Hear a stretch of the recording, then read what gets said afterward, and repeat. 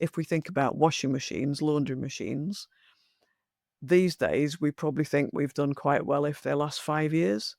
But if we go back 40 years, we'd have expected them to last decades. Now, does a washing machine actually do anything that much different? It might have got more complicated, but that's at the behest of the manufacturer, not of the user. You probably heard of the Rolls-Royce power by the hour example, which is one of the longest standing examples where Rolls-Royce don't sell their engines to aircraft users. They sell the function of that engine on an hourly basis. And both the customer, the airline, and Rolls-Royce have perfectly aligned objectives out of that. Everybody wants maximum uptime, maximum safety, and value for money. And by selling power by the hour, that's what Rolls-Royce are able to do. And they're using new technology, new digital technology, excuse me, and so on, to monitor performance so they can do preventative maintenance, and really keep on top of both the costs and the efficiency and effectiveness of that engine. And there are other examples. There's a company called Care in Singapore that's doing air conditioning as a service and providing all the consumables, and really optimizing the outputs of air conditioning. That is fascinating. I did not know about the Power by the Hour by Rolls-Royce. How long have they been doing that? Since at least the 1990s, and I think it's um, the airline industry is quite interesting in that the airlines don't really buy anything. Apparently even, seats and cabin equipment, it's all leased.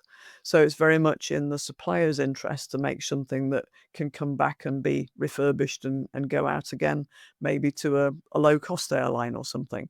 So it's really helping normalize that model of operation across a whole range of suppliers and customers. So what are some of the what are some of the most exciting examples you've seen of organizations creating circular value beyond materials, perhaps through collaboration, design, innovation, or community partnerships? Yeah, so there's a company called Tulu, Tulu, and they're providing the kind of equipment that people use every day. Well, not people every day, people use regularly, but not enough to want to own one.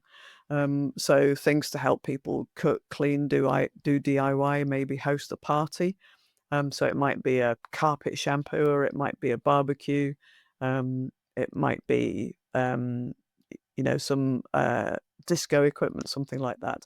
So Tulu are providing that equipment in housing units across the United States and in about another 15 countries now, I think.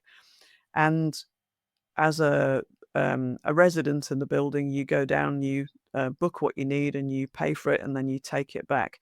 And so Tulu are using products provided by big brands, and they're able to provide data back to those brands to say how this has performed in a kind of multi-user environment.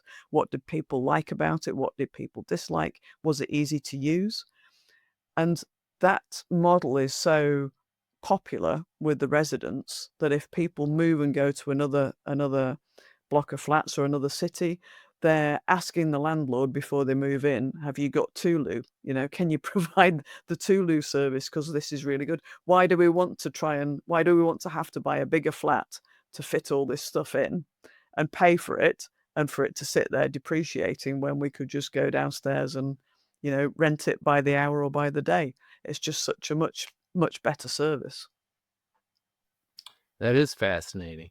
So for some smaller legacy businesses without big R&D budget, what's a realistic first step towards true circularity? Yeah, I don't really think it's about R&D. I think it's about, looking at the business model and how you could change this. And I think a first step would be to imagine what would happen if you gave a lifetime warranty on your products. How is your product performing? If you've been making something for a long time, then does it last as long as it used to? If we think about washing machines, laundry machines, these days we probably think we've done quite well if they last 5 years. But if we go back 40 years, we'd have expected them to last decades. Now, does a washing machine actually do anything that much different? It might have got more complicated, but that's at the behest of the manufacturer, not of the user. You know, we probably all use about 3 programs, and we'd be quite happy just turning a dial to get the program that we need, and having something that's easy to repair when the bearings go, not for us to be told, "Oh, you've got to buy a whole new drum, and that's 2/3 the cost of a machine." We kid ourselves that innovation is essential, but it's, you know, it's not always heading in the right direction. So I think, imagine if you were giving a lifetime warranty, how would you design things differently? How would you make it more repairable? How would you put repair services in every city? Would you partner with somebody to do that? How would you get good information from people as to what was going wrong and what they found annoying? Um, you know, there's that adage, isn't there, that if you provide a faulty product, um, and you don't sort out what went wrong with it, that customer tells about 10 people. Whereas if you manage to resolve the problem, that customer gives good feedback to many more people.